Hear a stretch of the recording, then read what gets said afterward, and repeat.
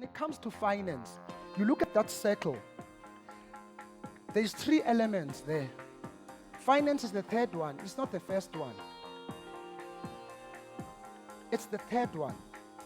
But if I go to the first one, to a farmer, do you have global gap? No. If someone dies, I work for Tiger Brand, and people, they were listeria, things happen in food. You have to be very sensitive. So when people are looking for global gap, these things are not made there to make sure that black farmer doesn't come in. It's part of quality assurance. People don't have global gap, others don't have biosecurity, right? And these are the challenges. You don't have land, or the land is not, the quality that is required. You don't have the technical compliance and the regulatory compliance. That on its own stops you from getting the first thing, which is markets. When you get the market, you've got other issues. You gotta have collateral. Do you have the asset to back the loan, right? Is your business profitable? These are questions that you must answer. I know many black farmers can't answer many of those. And if you look on the right side, it says the first red block. It's red because that's a showstopper. That is where your provincial government come in agriculture. There's a reason why there's a provincial government.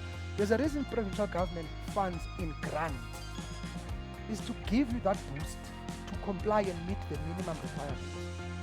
DFIs like Land Bank must come at that stage. ESD program must come at that stage to make sure that your red block is covered. Then the second challenge is markets, which I'll come to as to what we're doing at Land Bank, where you need to secure those markets. By the time you go to funding, they're looking for off-take contracts, they're looking for security.